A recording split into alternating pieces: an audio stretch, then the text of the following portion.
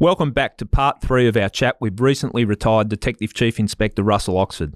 If you have listened to the first 2 episodes, you'll realise Russell is a vastly experienced detective and one of the world's nicest blokes. In part 3, we're going to continue our discussion with Russell. This time we're going to talk about some of his higher profile cases. So welcome back, Russ. Welcome, Gary. Part 3. I haven't broken you yet, so we'll continue on. Not yet. Okay. One job that I think a lot of people would be aware of, and even though it didn't occur in this state, was the Clairmont serial killer. And that was 3 ladies that were murdered over in a suburb over in Perth. That's right, Claremont, yeah.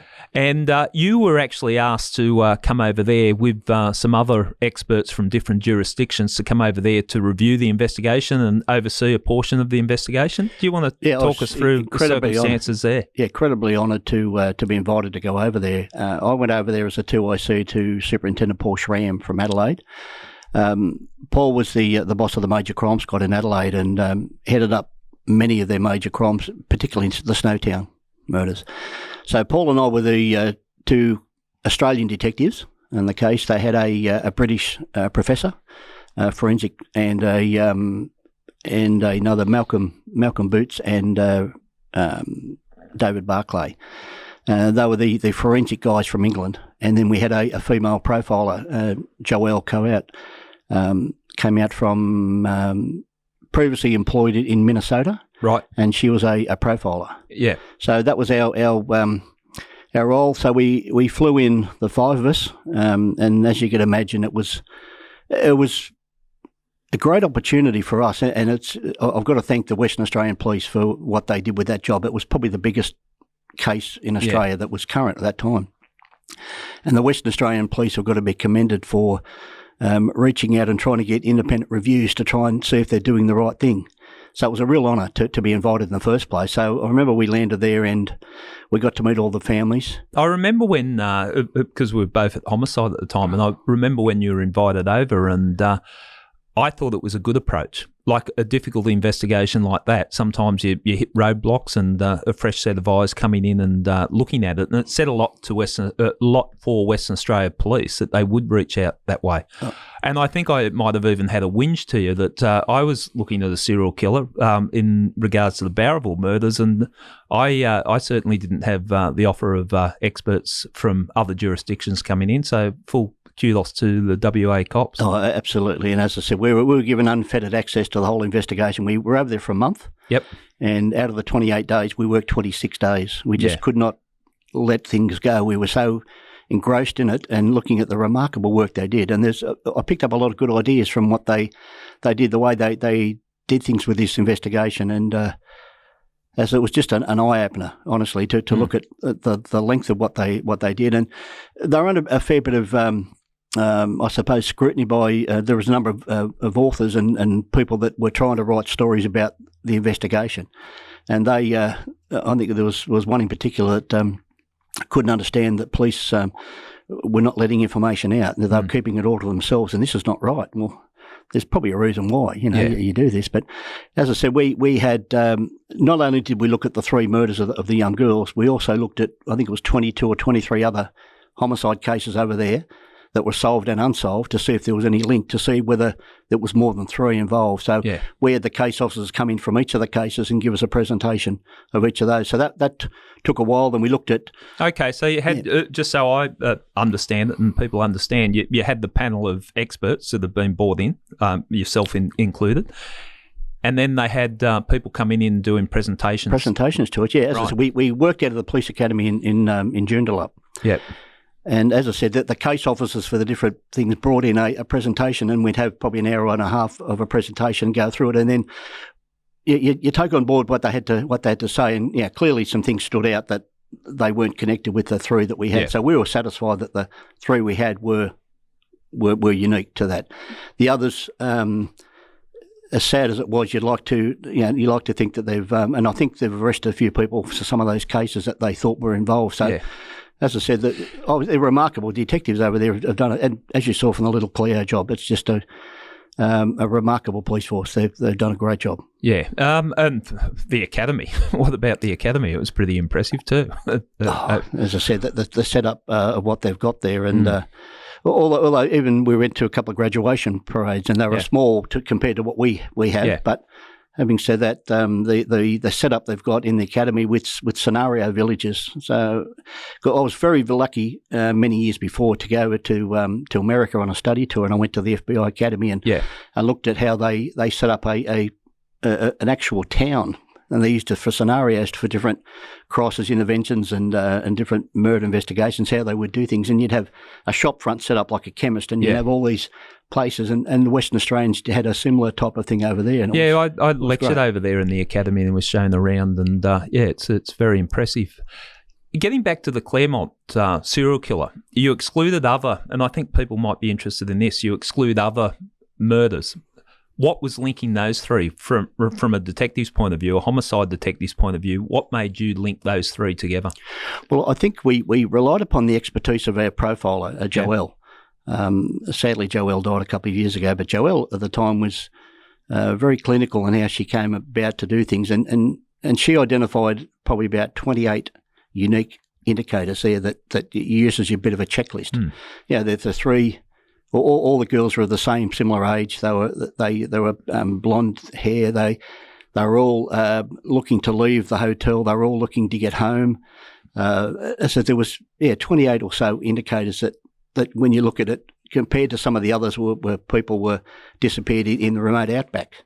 This is certainly not. This is Claremont. This is the suburb where there was the culture around the hotel, and they interviewed hundreds and hundreds of people. It's a nightlife area. That's what it was. That's what it was. Yeah. So, as I said, these three young girls, and the sad part about, I suppose, is that they didn't recover one of the girls' body, the little Sarah Spears, beautiful little girl. And we had their photographs on our board to, as I said, to inspire us to try and help, because we met with the parents beforehand, before we started this whole review panel, and whilst they were very, I suppose they weren't dismissive, but they thought, here's another review, review. We just want the killer caught. And I suppose we had to try and go into it saying, well, prepare yourself, this investigation, we mightn't have the key to this, and you may not get a result from what we've done, but we're going to put our best efforts into it. We did. As I said, we worked 26 days out of 28. And I think it's important meeting the parents and families of murdered victims, not just to help the victims understand where you're coming from, but I think it helps motivate the police. I was always, if I had an opportunity, would introduce people on the strike force to the victims' families. So it helps motivate. That's right. And as I say, even it's just a cosmetic little thing with the photographs. But as I said, you walk into a day and you look at photographs and you think, this is what we're here for. Yeah. And that's what we were so, as it was such an honour, honestly, to do there. And did you find our practices, say New South Wales, were closely aligned with practices from other jurisdictions? Yeah, they were. They're pretty similar. As I said, there was a couple of unique ideas that their analysts used to plot people on a map. And one of the things that I learnt from it, when they were reaching out to do their media appeals, they actually a lot of publicity went out about this. So they were able to actually draw a map of the thing with like a grid map and invite people to ring in and tell me the coordinates you were on at the time. And even that's a starting point. So when you have this big map and you look at all the people who've interviewed and you put a dot on this map and you could click on a little icon and it'll pop up Gary Jubelin and a brief précis of your statement. And even visually, you could see as you read it and you look at diagonally where the witnesses are, if they're across the street from each other, what did you see that I didn't see? And you were there at the same time. You could use it as a means to compare notes to see whether one of the witnesses missed something. Because your recollection is similar. I'm looking across at you at the moment. Yeah. So in other words, you have the ability to look at your statement, look at my statement, and compare to see, well, how come you didn't see that? Potentially, could the killer be in amongst the people that have been interviewed? Yeah. You've always got to think about that they blend into society. The serial killers, like any other killer, haven't got two heads, haven't got green hair. They blend in. I think that's a misconception that people often make when we're looking for a bad guy. They want horns coming out of their heads. That's right. And a thing I always, and you would have said the same thing when we arranged for police to do door knocks and canvases. I always steer away from a question, did you see anything suspicious? Yeah, because what's suspicious to you as compared to suspicious to me? That's exactly right. So little things like that, and they did this was such a remarkable job because you were able to look at because a lot of the girls were actually walking out of the club and walking home.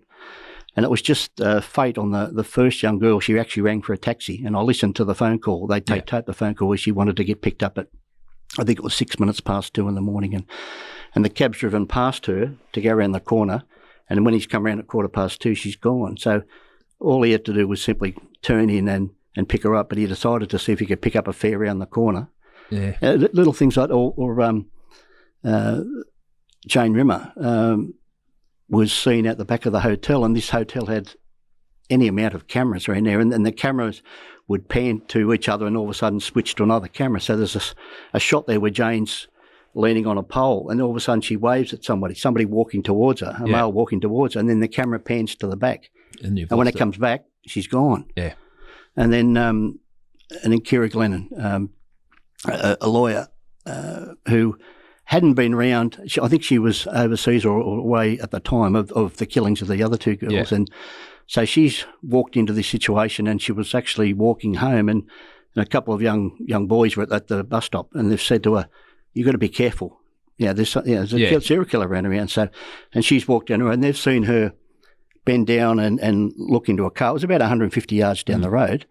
But so we went back to that scene and plotted it ourselves and tried to see what they could see. And it was, and then we started to look at what's the connection. What is the clearly the young ladies would have been comfortable in the person they're talking to. How do you entice a woman off the street, or how do you entice them out of that location? Yeah. Unless you're someone that they either felt comfortable in, or you're a person in a security or something role that you're in a working with someone with a brand, a particular brand that's well known in a car. So we thought perhaps that might have been connected with Telstra and other places like that at the time. Yeah.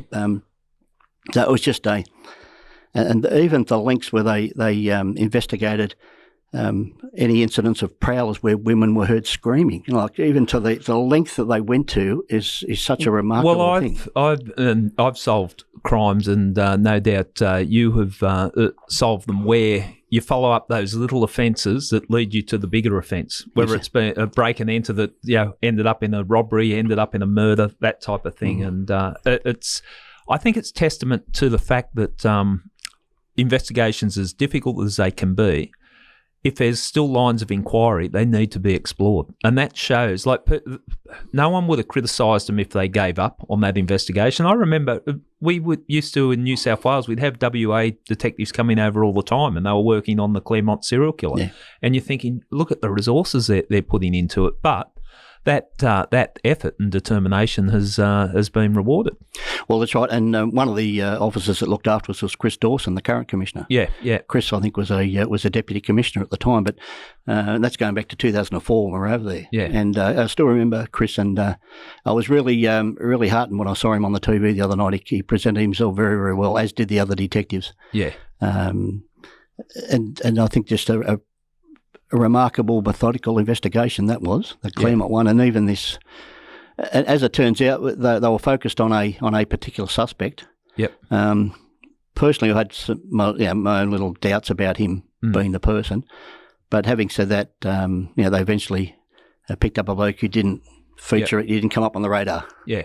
So they've identified, and I think it's through the forensics work of the British people that come over. I think they engage with the forensics people within Western Australia. Yeah. And that's when they've had the breakthrough. Yeah. And it's interesting, when you've got a line of inquiry on investigations, sometimes people think, well, you're putting all that effort into that line of inquiry, but you've got to explore that line of inquiry, because if you can't discount it, the person stays in as a suspect. Well, that's right. You've got to put people in or out. Yeah. Basically, half the job is eliminating people so that it comes down to one person, and you've got to develop yourself some type of timeline that the victim and the offender have met. Yeah. And somewhere along this timeline, they're going to bump. And it's fascinating with those investigations where you just get that little breakthrough that it sort of opens a door, and then it becomes clear what's happened. But so we, as I said, we prepared a fairly lengthy report for the police over there, and hopefully they would have used. So yeah, we provided some recommendations that we thought that could be used. Yeah, but it wasn't much more than what they were already doing. As I said, to be honest with you, it was a remarkable investigation. But sometimes what that achieves, Russ, and I know from my perspective on investigations, if you have someone come in and look at it, and just to make sure, and they might agree with everything that you're doing, but it just makes you, comfortable that you're pointing the investigation in the same way.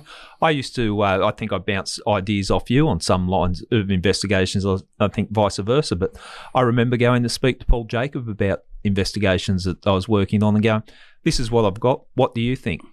He might come up with the same thoughts I've got, and that sort of reaffirms that, okay, we're pointed in the right direction, because major crime it's not an individual sport, is it? And homicide, it's a team effort. And no, absolutely. The more people that you can get involved in it, deeply involved in it, it takes, it diminishes the pressure and spreads it round, and making sure you don't miss anything, because if you miss one piece of evidence, the whole investigation can be stuffed up. And I think we spoke in one of the earlier episodes that you get one or two shots at homicide investigation, and if you miss the chance, sometimes they remain unsolved. Exactly right. Yeah, as I said, you might only get one chance at a crime scene, and one chance only. Yeah. All right, we'll move on to another investigation that you're involved in, and that was Task Force Gain. Now, when I say an investigation, it's had a life of its own, really, didn't it? But what was the genesis of the Task Force Gain set up, and what happened there? Well, firstly, let me say Task Force Gain ran from 2003 to 2006. It was 3 of the hardest years of my life. You did. I think you started to go grey during that period. I think I did. Yeah. Essentially, what had happened, there was a rival families in the drug trade, and it became a war between two families, and essentially the body count was big on one side of the family, and the others were certainly shot at. And it got to a point where I remember being called into an office with all the bosses that had come in, and all of a sudden I got invited to this meeting. And as I walked in the room, I've looked around and thought, what's going on? And they said, sit down, Russ. Just want you to listen to this presentation. So they got up and they talked about all these murders and connecting drive-by shootings, and they said, "We want you to take charge of this.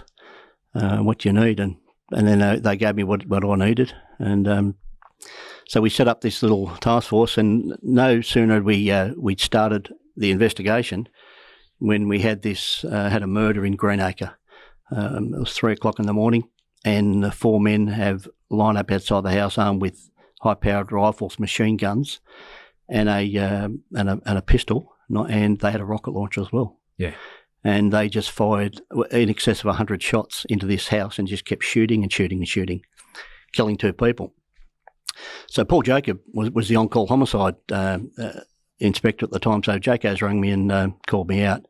So I remember arriving at the scene, it was like a war zone. We had cartridge cases littered everywhere on the ground. And in the end, I think we were at the crime scene for 6 days. Yeah. It's remarkable. The forensic people come in and were able to track each of the trajectories of each of the shots. Well, the ballistics examination would have taken 6 days. Just trying to collect all the bits and pieces of the evidence. And so out of that, there was one of the family members who was actually hiding in the house, and the other crooks had done their reconnaissance basically and tracked him to this house, and they'd say, right, tonight he's at the house. And there was actually 2 of the brothers, both the brothers were in the house at one time, but one of the other guys left early and left his brother lying asleep on the lounge.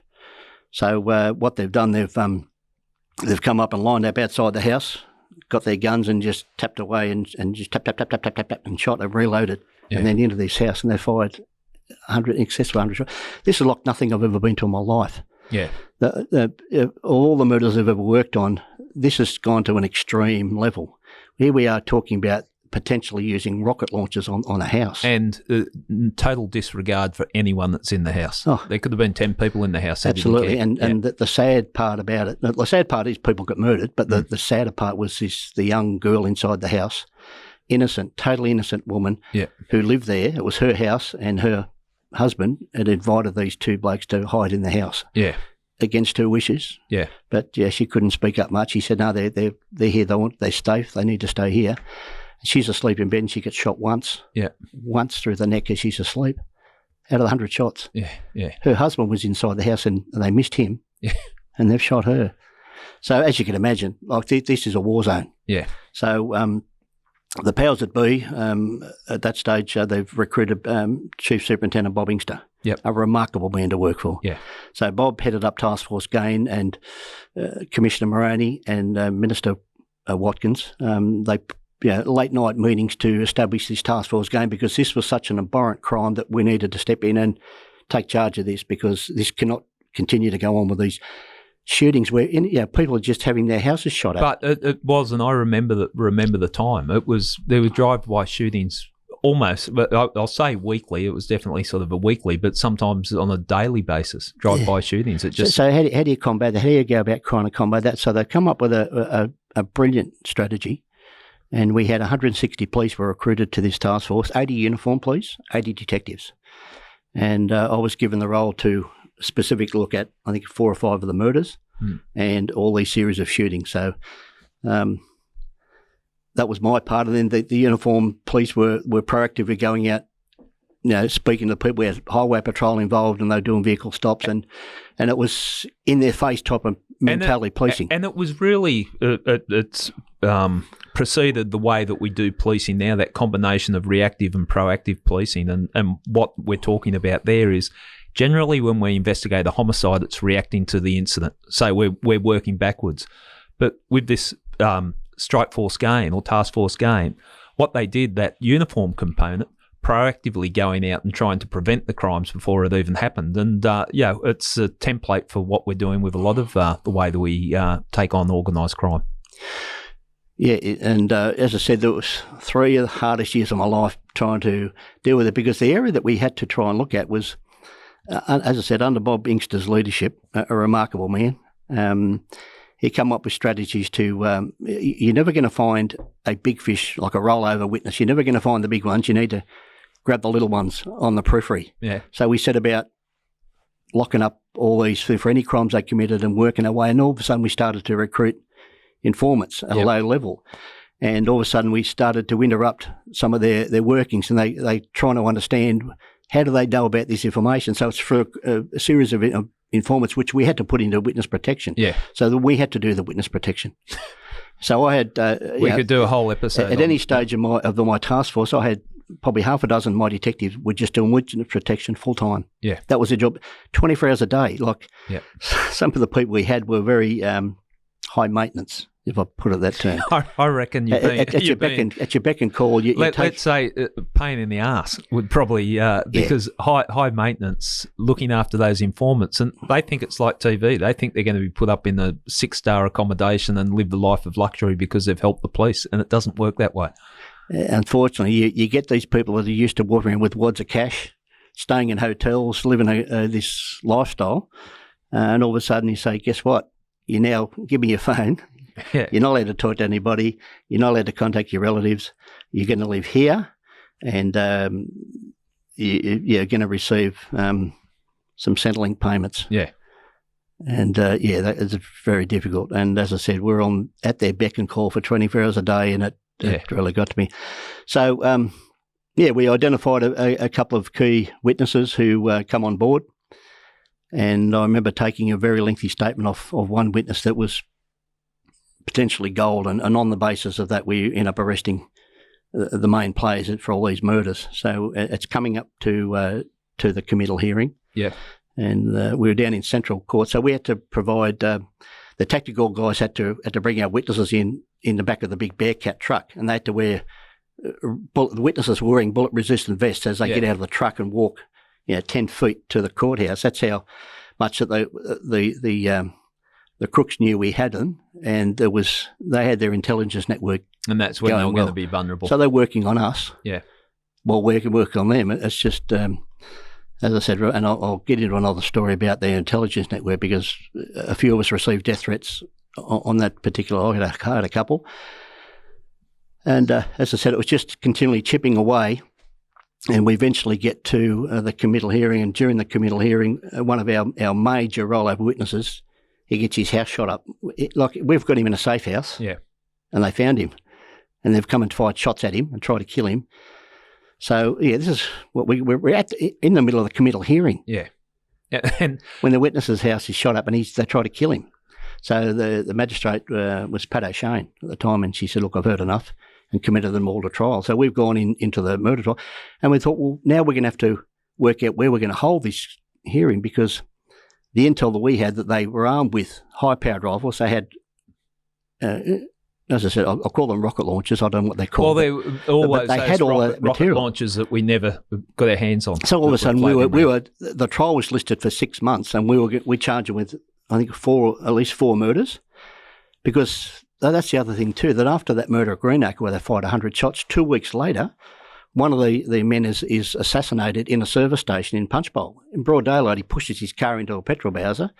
2 men jump out with 9mm Glocks. Yeah. They fired 30 shots at him, hit him 28 times.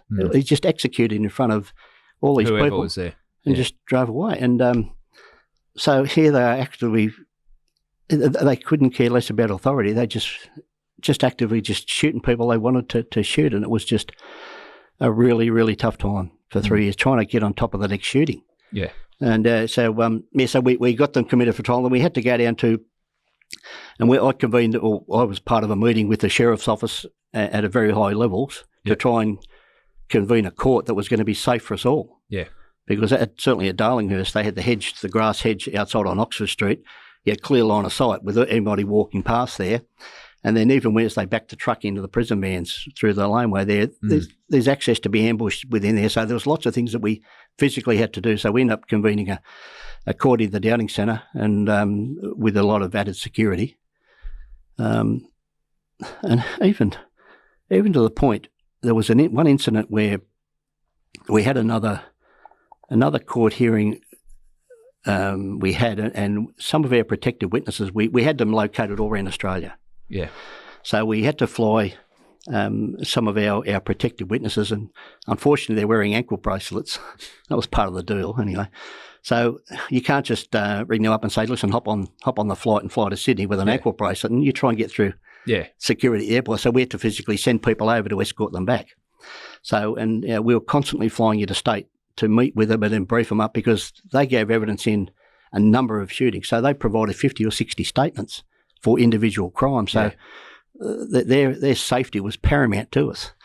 So there was a time when one of them came back to give evidence, and all the gangsters are sitting up at the back of the court watching them, and we worried how they're going to be followed out of the court, to the point when we'd put him into a car, and we'd have 3 or 4 of our cars that go out in different directions to try and work out how they're going to try and follow us around. But there was one particular occasion. I'll come back to the story. So it got to a point when we were about to start the murder trial, and it became clear to us that our rollover witness had turned on us. Yeah. And he'd had a memory fade. So we're about to walk into this major murder trial, and it was about to fall over. So one of our guys had actually struck up a phone conversation with a witness who was in Beirut. So he was very cryptic. He was one of the henchmen of one of the groups, one of the lieutenants, who he had a criminal history, a minor criminal history, but was certainly involved in a lot of the shootings and kneecappings and other stuff that they did. Yeah. So we tracked him over in Beirut. So one of my blokes arranged a bit of phone contact with him, and he's very, very cunning. He wouldn't talk on the phones, and then basically saying, well, I'll talk to you, come over and see me. So we've called his bluff, because you don't think that you're going to get into Lebanon to do it, because it's a safe haven, basically, for criminals. So we've called his bluff. So our boss at the time was Graham Morgan, Assistant Commissioner Graham Morgan. And I've got a copy of the report where Graham's written on there, there's no guarantee of success, but this has to be done. So they sent myself and a bloke called Neil Tuckerman. Oh, Neil, yep. So Neil and I flew over to Beirut, and very hush-hush. Nobody knew we'd gone, apart from our wives and our immediate bosses. We're on this mission to track this bloke down in Beirut. So I'll never forget, as we've got off the plane, we're walking in through customs, and my phone goes off, and I get this message: I want a carton of Benson Hedges, a carton of Winfield Blue, and a carton of Winfield Red. I thought, who is this lunatic? And it was our mate. He just wanted to get him a couple of cartons of cigarettes on the way through customs, so which we did. So we decided to buy some other little trinkets, cigars and a few other things in case we needed to, I don't like using the term bribe, but we're walking into an area. Create a harmonious atmosphere. Yeah, because prior to us flying over, we'd made contact with the local authorities over there thinking, well, how about they go out and talk to this bloke and at least give us some indication what he's likely to tell us. But unbeknown to us, they've gone out and arrested him and tortured him in a jail cell for 3 days and beat him up. And he's a witness, mind you. And so the first thing he said to us as we got off, and we met him in the foyer, what the hell are you blokes up to? I got flogged for 3 days, tortured over this. So then we've had to strike up a rapport and deal with this bloke. And it took us a day or so to get him on board. And then basically it come to a head where he was prepared to give evidence for us. And I said, well, clearly you're about to tell us a whole lot of things. We know you're not involved in the murders as such, but I'll have to interview you and you'll have to, if we're going to seek some type of indemnity or immunity for you from prosecution, you need to lay it all out, warts and all. You need to tell me your life story. Yeah. He said, where do you want to start? So we set about, for 10 days, we're in a motel room in Beirut. This bloke was a chain smoker. And we worked from, say, 8 or 9 in the morning till 10 or 11 o'clock at night. Yeah. And full on doing this. I can imagine. He told us about a dozen shootings we didn't even know about. Yeah. And it was just remarkable, the memory this guy had. So while we're in the room with him, he gets a phone call. And it's the crooks in Sydney ringing him up. And I'll never forget it because I'm sitting right next to him. I could hear their voice. And they've told him that 2 city detectives are coming over, Russell Oxford and Neil Tuckerman. He named us. So they knew. They'd followed us around and our presence wasn't visible because they hadn't seen us for a couple of days. And they'd actually rang in our office, wanting to speak to us. Right. And someone might have said to them, they're not here at the moment, they're away. Yeah. So they put 2 and 2 together and all of a sudden they rang him and said, they're coming over to get you. Do not assist them. If you do, we're going to kill you. And basically they're going to be collateral damage because we'll do it in Beirut. So I thought, oh, Jesus Christ, what are we going to do now? Oh, I've taken a prisoner back to Beirut, and it's a scary town the best of times, but not if you got someone. You're in a foreign country, just the two of you. Nobody knows you're there. You're dealing with a bloke who's being so open with everything you did, and. Anyway, so we and it must be concerning the fact that they were aware that you're over there because you went over there covertly, supposedly. Yeah. So someone's opened their mouth. Well, over there, and it wasn't long after that the lights went out in the motel and the electricity went off. Oh, I thought, shit, yeah. And you got no weapon, and we couldn't get out of the room because everything was electronic swipe tag. So we were stuck in the room, and we thought, well, that's it, So it kind of got worse. So. There was a time when the day we landed in Beirut was the day the Danish embassy was firebombed. Right. So we've flown into Beirut with smokes billowing over the city, and the Danish embassy was in flames. And I'll never forget, we're in the Australian embassy, and we get a phone call, and my wife had rang in. And I thought, who knows I'm here? And my wife's in tears. She said, I'm watching CNN. I'm watching Beirut. Oh, right. You've got to come home. And I said, well, I can't exactly just come home. Got a few things to do here. And then, so while we're over there, we allowed old mate to go back to he lived up in Tripoli, and we allowed him to go home and start to pack a few belongings because at some stage we're going to take him back to Australia. Yeah. So we we gave him a day off. Yeah. And the Australian Federal Police, thank Christ they were there. They've got an office around the world. Australian Federal Police have got liaison officers. So they had one based in Beirut. And he was our guide. He was our defender. He did everything for us. A fantastic bloke. So he took us for a drive around the city. It's a beautiful, beautiful place. Apart from all the mortar shells and bullet holes in it, it's just a beautiful place, Beirut. The coast, and then you've got this beautiful coastline, and then you've got the mountains up in the background where you can see snow. It's, we literally went within half an hour. We were up Tripoli. We're in 4 feet of snow. Yeah, we weren't dressed. We weren't dressed for that. We weren't dressed for that. So we're driving along in the car, and they're giving us a bit of a tour. And all of a sudden, on the side of the road, I saw all these army tanks. So we pulled out on the side of the road. I thought, that's something you don't see every day. So I've got out and I've pulled the camera out, about to take some photographs. And with that, I hear this yelling, and we've looked around, and all of a sudden this soldier comes running over, and he's got his submachine gun on, and we're literally standing on the side of the road, the three of us, with our hands in our ear. Yeah. And he's got this machine gun pointed at us, and he's yelling at us in Arabic. And I thought, shit, my life's flashing before my eyes.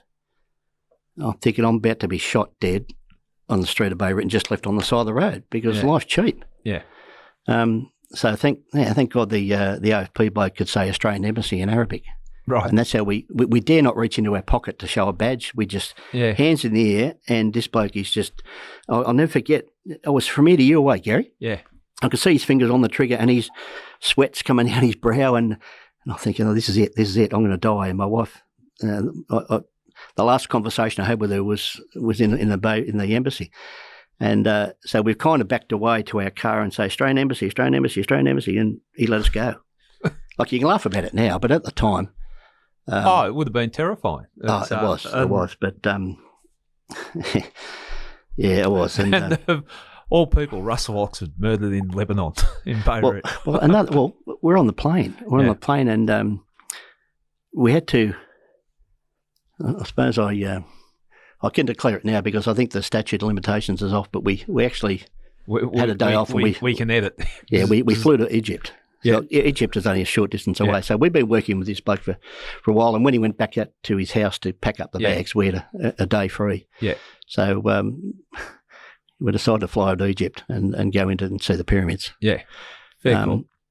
Yeah, fair enough, I suppose. You got to have a rest day. But on the plane back, we get on the plane, and I kid you not, a lady got on the plane and she had a chicken in a basket, and she sat 2 seats away from him with a chicken in a basket on a domestic flight. And I thought, oh my God, what's going on here? And a young bloke sat next to me on the plane. Neil's to my right, and the seat's free next to the aisle. And this young bloke gets on with a jacket, and he's with a fur around his collar. He's sweating profusely. Yeah. And it's very hot outside. And he puts his little bag above our head, and then he sits down, and we're still on the tarmac. I hadn't taken off at that stage, and he pulls out his family photographs, and he's looking through photographs. Oh, that's a bit strange. And then he's looking at his passport photograph, looking at it and closing it, opening and closing it, and then looking at the family photographs. And then he brought out some religious items, and I think, okay, I'll just keep an eye on this bloke. And the pilot gets on, and they normally speak in I think it was in French first, and then Arabic, and then English. Yep. So the plane's starting to taxi off, and with that, he unbuckles his seatbelt, and he rushes down the aisle. Oh. Yeah. And at that moment, I'm thinking of John Howard's famous "Be Alert, Be Alarmed" fridge magnet. And so I've looked around, and I've spotted a steward down the back of the plane. So I stood up. I said, "Mate, from Sydney, Australia, here's my police badge." Yeah. And he said to me, "So I've been to Sydney, I've been to Cronulla." I said, "Mate, no time to talk." I said, "See that guy there?" I said, "He's trying to get off the plane, and there's a package above our head." Yeah. He goes, "No, sir, he's going to the toilet." I said, "No, he's not. Go and find him and get him back." So, which he did. He went down and grabbed him. But what he'd done, he'd gone down to the first class section and nuzzled into a spare seat. Right. Anyway, they brought the bloke back, and I just didn't leave, took my eyes off him for the rest of the trip back. But I thought I'd bagged a terrorist. You can't help being a cop, even. But at the same time, you're thinking, what if this plane does go up? Yeah. I mean, I'm literally in a place I shouldn't be. Yeah. And if it goes out and I die in a plane explosion. That would have been a mystery. Imagine if Russell Oxford died. What was he doing in Egypt? We don't know. We don't know. He's looking at the pyramids. Yeah. We always thought he was a straight guy. What's going on? So anyway, there is a dark side. Yeah, that was the fun part. But anyway, so we brought this bloke back. Oh, so Neil and I flew back to Sydney, and with our statement. And that's the other thing too. Our luggage was lost. So thank Christ I kept the statement physically with me, because that was gold. I'm the same with that. When you've gone overseas to get something, you keep hang on to it the whole time. I kept it on my lap. And our luggage gets lost. So we arrive in Sydney, and our luggage is in some other country. So we and then we eventually get in. Of course, the crooks knew we had him. Then how are we going to get him back into Australia? So normally they'd fly into, say, Singapore and Sydney, but we ended up flying him through London and over to Perth, and we went over and met him in Perth. Get him lost on the way a little bit. Yeah. So and then we had to deal with to get his 10 family members overnight into our own witness protection. So not only witness protection by 10 to do with. So it was incredibly difficult. And that's you talk about it, and you've been busy your whole career. So when you're saying it's 3 of the hardest years, my time when I was doing organised crime murders, that was the chaos. And when you got people in witness protection, or you're looking after rollover witnesses, and you're worried about retaliations, for every action there's a reaction. You literally can't put your phone down, can you? And you've got to respond to every call. You've got to be available, and it does play havoc with you. As I said, these people played for keeps. Yeah, they played for keeps. Yeah. These are of the same ilk of people that shot up the Lakemba police station. Yeah. Before, so if they got to the point of actually shooting up a police station, nothing's off limits. And as I said, I had death threats throughout that investigation, even when I gave evidence in court. Yeah. I'm sitting in the witness box, and in the dock, they're sitting there slashing throats and pointing rocket launchers at me. Yeah. To the point when they were finally sentenced, as I walked into the court in front of the judge. The judge was Virginia Bell, who's now a High Court judge. She sits up the front of the court, and as I walked into the court, she's acknowledged me. She said, "Morning, Inspector," and she asked me a question about what name can I give this protected witness to put on the record. So with that, the 4 blokes in the dock have just turned around and they've put their fingers across my throat, pulled out the air pistols and the rocket launchers, and started shooting brazenly in front of the judge. Just shows the utter contempt that they had. Yeah. And look, and she sentenced them accordingly. She knocked them down a few pegs. Yeah. And they just got life without parole. But as I said, that's those jobs that just keeps giving. Yeah. So even after they were convicted back in the 2006, still got issues. I'm still, to this day, still getting calls from my protected witness. He was found. They located him up in another part of Australia. Yeah. And they've assaulted him, and they're about to give him up to the family, but they decided to extort some money out of him along the way, because any opportunity they can, rip some money off him, then we'll hand him over to the gangsters to do what they want.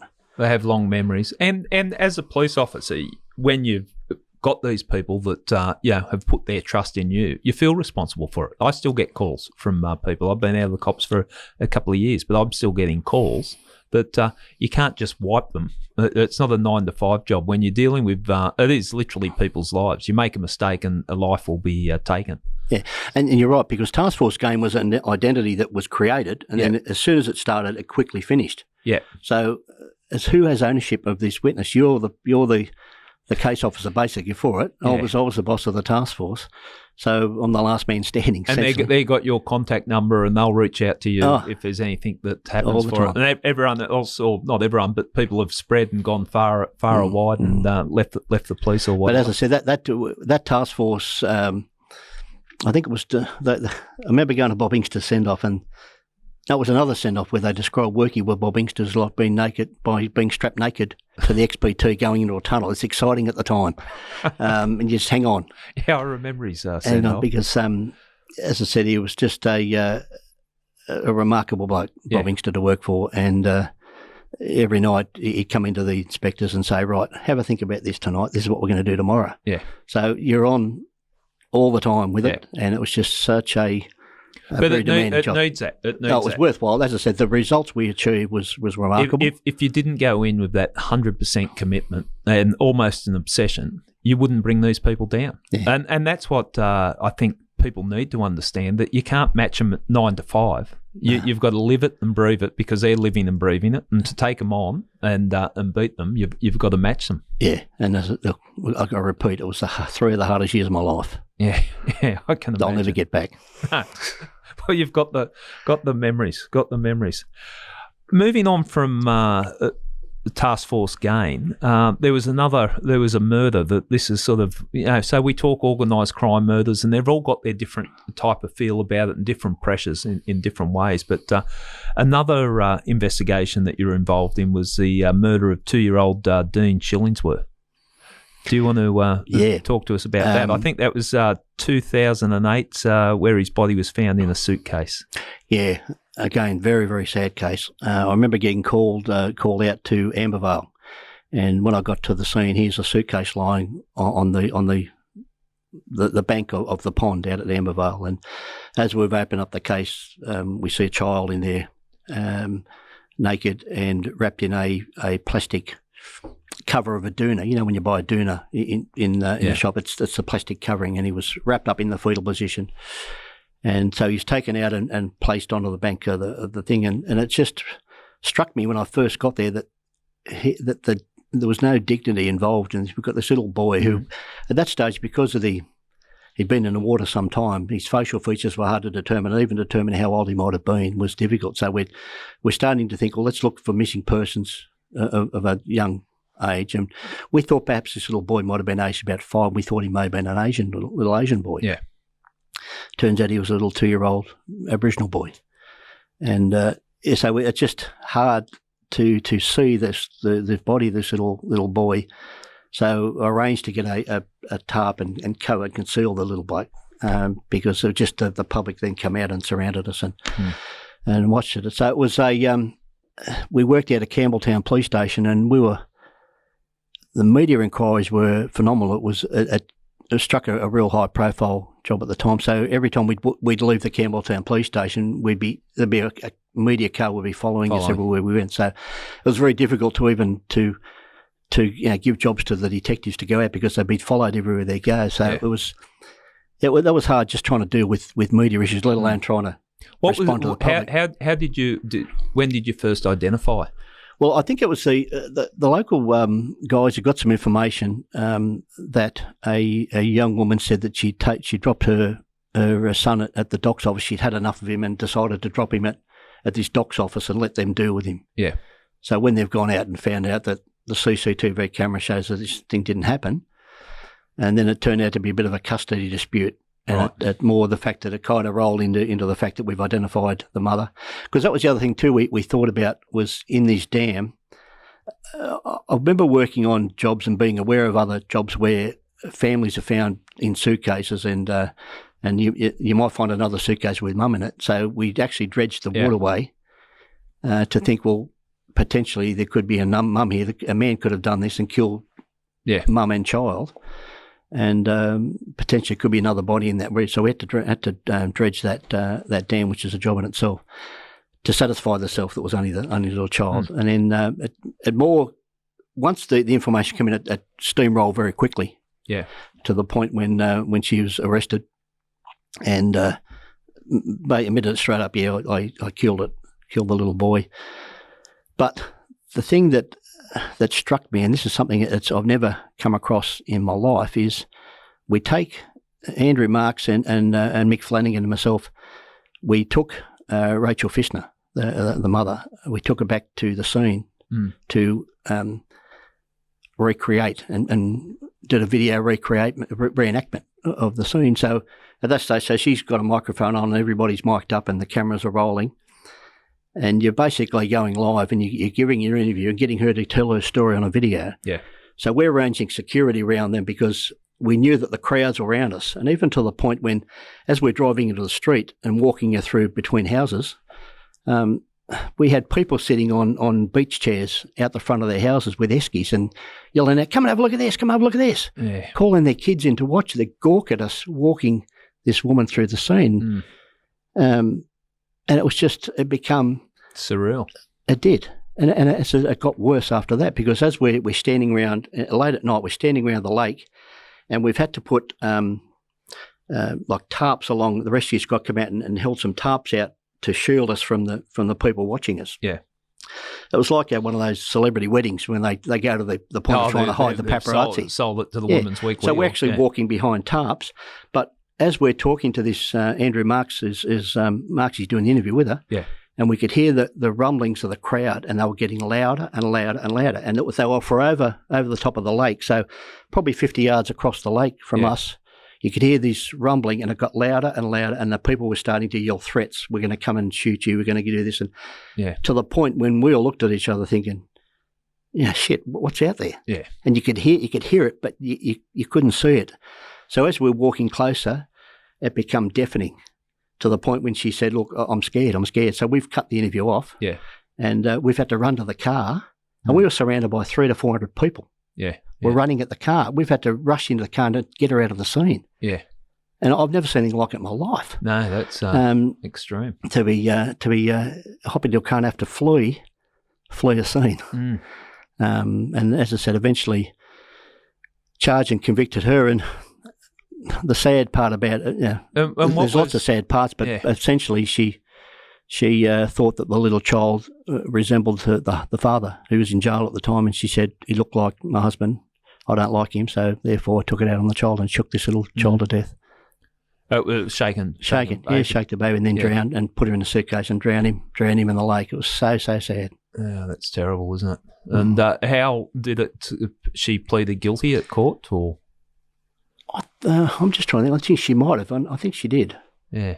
Yeah, but certainly, even if she did go to trial, it was a good case. Anyway, we had a very solid case against her. But I think she might have got 20 or 28 years. I think it was. Yeah, but you come from those type of investigations. There's no winner, is there? It's just a overwhelming darkness and sadness that you feel when you investigate a matter like that. I cast my memory back to the first murder I worked on at the Homicide Squad. Yeah.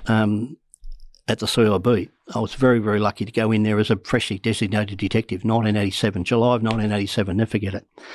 So I walked into the room there at the CIB, and here's all these legendary detectives that you grew up and you heard their names and you follow their cases on the TV, and they're very, very famous detectives.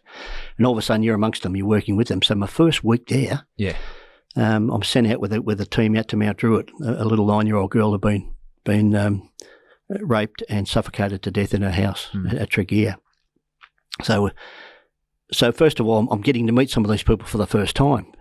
So I'm there in my first week, and I find myself in the interview room with Neville Smith from the Homicide Squad, and we're interrogating the offender. Yeah. And we interrogated pretty hard, and eventually he confessed, and we're in the room for about 9 hours making notes because there was no computers at that stage. It was typed interviews. And so he's confessed. And then he wanted Mum and Dad to come in. So Mum and Dad come into the room and he confessed to Mum and Dad. Yeah. And a priest came into the room and he confessed to the priest. So everything was solid and taking him back, and he showed us how he did it all. And you think of the sadness of that, and that was what struck me. My first week at the squad, and all of a sudden I'm rubbing shoulders with these famous detectives, and I'm part of it. Yeah, I'm part of this. My first major case there. Again, a confession out of this bloke, and I thought, this is what I want to do. It's interesting you say that, because once I got a taste of Homicide, that was and that's not putting down any other line of investigation. There's people who are just as passionate about other areas of investigation, whether it be sexual assaults, whether it be drugs, armed robbery. But with Homicide, it's I hate saying rewarding, because it's almost like you look forward to it, but it's something that you feel like you can really make a difference when you're investigating someone's death. That you can throw yourself into it 100%. And I think you hit the nail on the head with the rewarding. It's that you're not out there for accolades or medals for it. You simply want to do the right thing, and it's your job, and that's the challenge. Yeah. Essentially, is to get out there and match wits with someone, or find something that's going to give the family some type of. You're never going to get the result you want. Yeah. Even when you do arrest people and they're jailed, that's never ends. And the families have pulled me into line previously when closure, because the families never get closure. Oh, no, I hate that term, closure. Yeah, and I don't use that word either, and the families have pointed that out to me. You can't say closure because it's never closed. But it helps. It helps if you can find out what's happened to their loved ones. So the ones that I really struggle with is the ones that the families have got no answer, where people have just disappeared and no answer. And the sad part about it is, pending the circumstances in which the person has disappeared, that family, whether they acknowledge it or not, are always holding out a degree of hope that the person might walk through the door some stage. It might be 10 years down the track or whatever, and they'll be cranky, but they'll forgive the person for disappearing. And it's things like that really sort of stay with you, and you know that the families just don't get a moment's peace from it. And that's right. And it's sometimes you feel a little bit inadequate. Like, I worked on hundreds of murders, and I probably got about 6 that are unsolved out of it, and they still live with me now, and I still think about them constantly, you know, when they get different anniversaries or things come up, and you think, I wish I had some answers for the family, and it eats away at you to the point when it does. It really does. You're carrying this with it yourself, so there's no winners out of any of this. And some families I stay in contact with, some I don't, and I tend to leave it up to the families to decide. Like you'd have families that feel comfortable getting in contact with you and you stay in touch with them. Other families I'm not in contact with them, but I'm leaving it up to them because I think, the worst time of their life, and speaking to me is just going to remind them of their worst time of their life. But it's you make some amazing connections with the families because you're experiencing something that most people won't get to experience, and you're so in their life at the worst time of their life.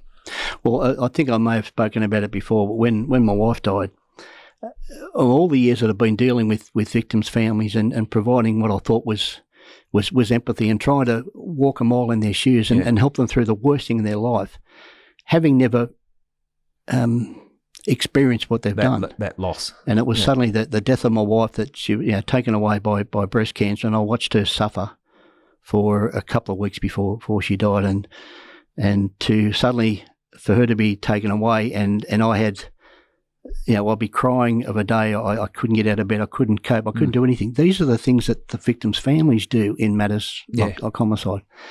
And here we are trying to tell them how they should be doing things. And it struck me at the funeral when one of the families that I worked on come over and console me and hug me and I said to them, I said, I know what you're going through now. I understand. I understand. I get it. Not that I didn't need to get it, but I now become.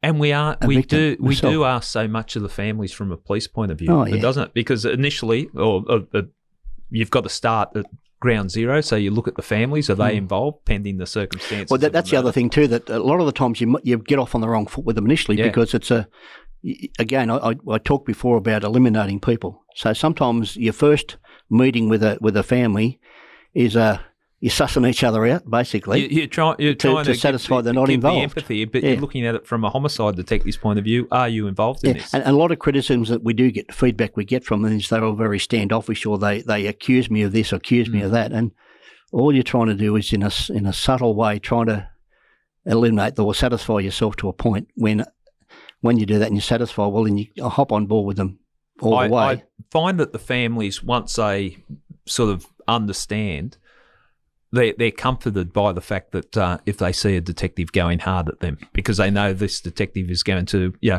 try to find out what's happened to their loved one. But you've got to ask the hard questions. But you experiencing that grief with the death of your wife, and then understanding in that moment, that rawness, what we ask from them as detectives. Well, could you just come down? We've got to get a statement from you. We want to show you some photos. Yeah. Look, if you maybe it's time you speak to the media, or don't speak to the media. Like you rearrange. You're controlling their lives at the worst time of their lives. So it's heavy stuff, isn't it? It's hard. It's hard. Well, I think we're going to have to conclude part 3 at this stage. So I just want to say to you, Russ, you win, because Nick Cowlis had 3 parts. He was the cop that had lasted longest on I Catch Killers. I'm now going to challenge you to go to part 4. So will you come back and speak to us for part 4? Absolutely. What I want to talk to you about, and I think this is going to be very interesting, is the murder of Jamie Gower. Primarily because of Roger Rogerson's involvement in it. That I won't say polarises people, because I think everyone now knows who he is and what it's about. But I think that'll be a fascinating talk.